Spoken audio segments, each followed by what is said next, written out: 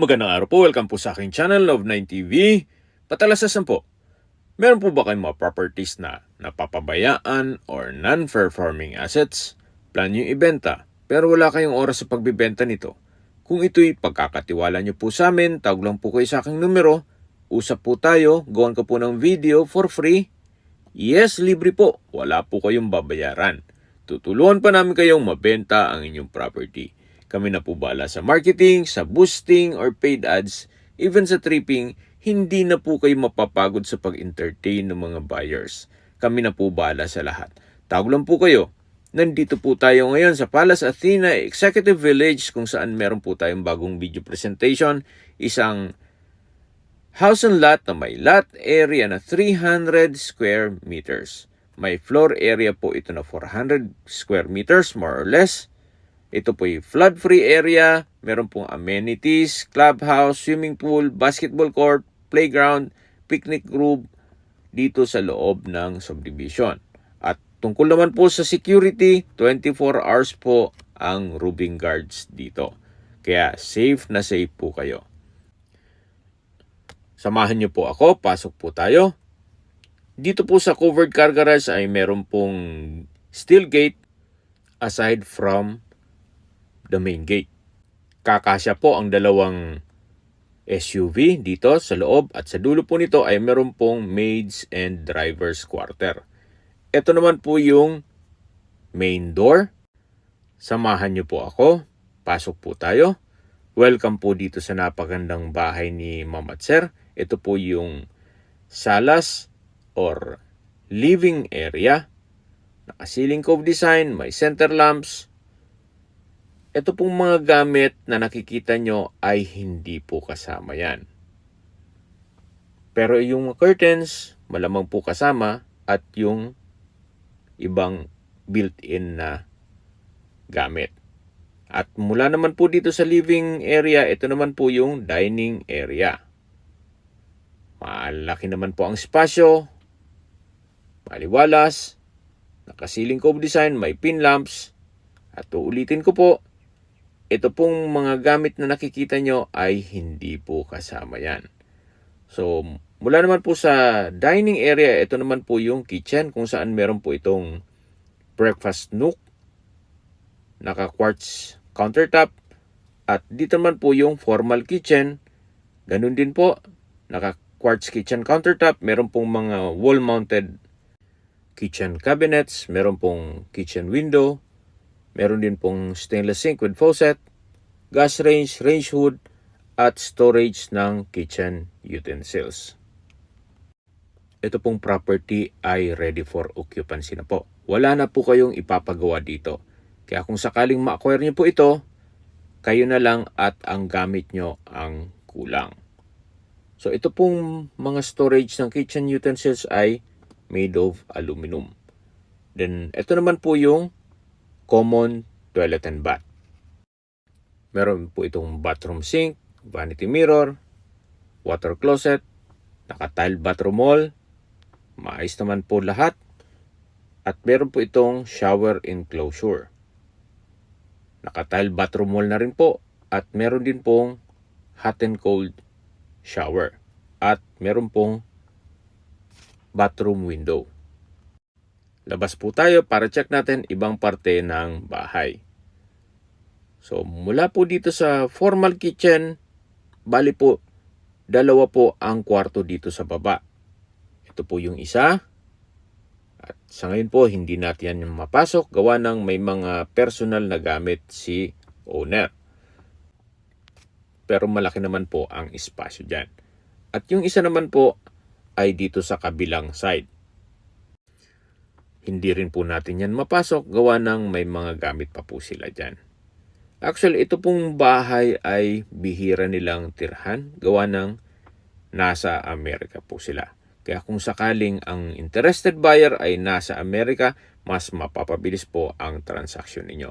At ito naman po yung music room or entertainment room.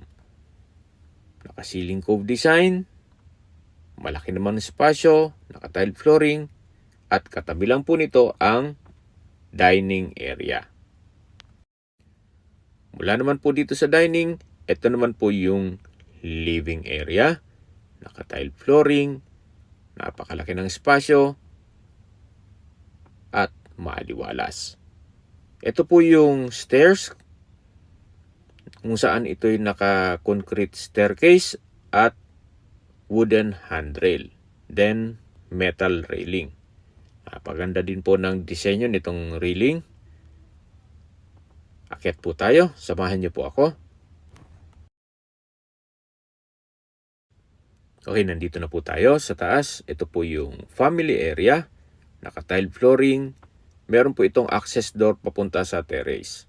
So far, malaki naman po ang espasyo. Kaya maaliwalas po ito. At ito naman po yung master's bedroom. Labas po tayo para check natin ibang kwarto. Ito po ulit yung family area. At ito po yung pangalawang kwarto dito sa second floor. So far, malaki naman po ang espasyo. Meron po itong mga malaking sliding glass window. Meron pong drawer at vanity mirror. Then, wardrobe from floor to ceiling po yan. Labas po tayo para check natin ibang parte ng bahay. Ito naman po yung common toilet and bath. Maayos naman toilet fixtures. Meron pong bathroom sink with vanity mirror. Maayos naman ang toilet fixtures. At naka-tile bathroom wall. Meron din po itong bathtub. At dito naman po sa kabilang side ay yung shower enclosure na meron pong hot and cold shower.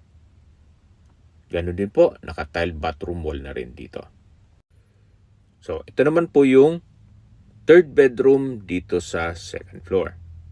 Malaki naman ang espasyo, may sariling sliding glass window, at meron din pong from floor to ceiling na wardrobe.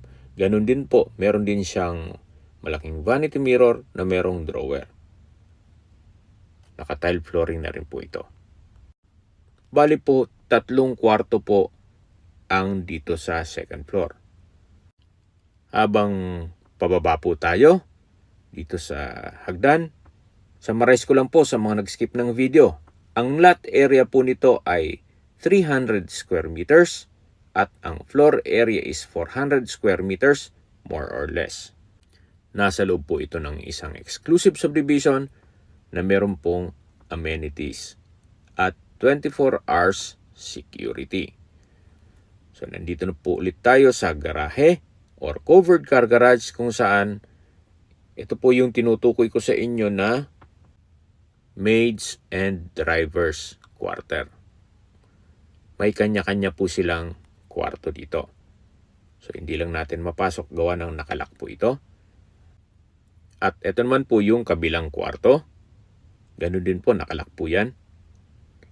At meron din po silang sariling toilet and bath. At maayos din po ang toilet fixtures, naka-tile bathroom wall. So far, wala rin pong papagawa dito. At meron din pong kitchen countertop dito na maliit lang. At ito naman po yung 1 meter setback na ginawang service area or laundry area. Naka-tile countertop, may stainless sink, at meron pong aluminum na cabinet. Hanggang dito po yan sa dulo, covered po ito. At naka-tile flooring na rin. Then sa dulo po, meron pong steel gate at security grill dito sa bubong. Okay, sa distance, location at travel time portion na po tayo. Ito pong subdivision ay along Aguinaldo Highway at napakalapit lang po nito sa Shopwise at Pure Gold at iba pang business establishments. Kaya ito po ay accessible ng public transportation. Mula naman po sa SNR, ang distance is 2.5 kilometers at ang travel time is 5 minutes. Mula naman po sa Daang Hari Extension na connecting MCX or Muntinlupa Cavite Expressway, SLEX South Luzon Expressway, Skyway, all the way to NLEX or North Luzon Expressway at iba pang parte ng Metro Manila, ang distance is 1 kilometer at ang travel time is 4 minutes. At mula naman po sa South Imos Specialist Hospital, ang distance is 2 kilometers at ang travel time is 8 minutes. At mula naman po sa De La Salle Medical Center, ang distance is 6.5 kilometers. Kung school naman po ang pag-uusapan, meron pong private school sa loob ng subdivision na kung saan ito'y 2 to 3 minutes drive lang po. At meron din pong isang school na malapit, yung Elizabeth Seton School. Ang distance is 1.4 kilometers at ang travel time is 9 minutes. Mula naman po sa District Mall, Imos, ang distance is 2.3 kilometers at ang travel time is 9 minutes. At kung manggagaling naman po sa airport, ang distance is 27 kilometers at ang travel time is 53 minutes. Okay, sa presyo na po tayo. Ito po'y repost na at nag-markdown price po si owner. From 17 million down to 15 million. Ngayon po ay 13.8 million pesos net. Para sa akin po, opinion lang, fair deal na rin po ang 13.8 million para sa ganito kalaking bahay. Sa mahal po ng construction cost ngayon at materyales, mukhang hindi po kayo makapagpatayo ng ganito kalaking bahay. At kung bibili pa kayo ng lote. Yan naman po yung opinion ko lang naman. Depende pa rin yan sa inyo kung anong assessment nyo dito sa property. Ito po yung nasa loob ng isang exclusive subdivision at tunghayan nyo po itong napakaganda at napakalaking house and lot na kung saan ito po'y 13.8 million lang naman. Net na po. Ibig sabihin, si buyer na po ang sasagot sa lahat ng taxes at expenses with regards to documentation. Kung may mga katanungan po kayo, tawag lang po kayo sa aking numero. At sa mga kababayan naman natin nasa ibang bansa, meron po akong Telegram, may iPhone user naman, may iMessage, meron din pong Imo, Skype, Viber at WhatsApp. Same number lang po, 0917-316-3399. Sa mga nagtatanong naman po ng aming Facebook, meron po ang Facebook page na Nov9 TV at Facebook Reels Video. Meron din pong TikTok at Instagram.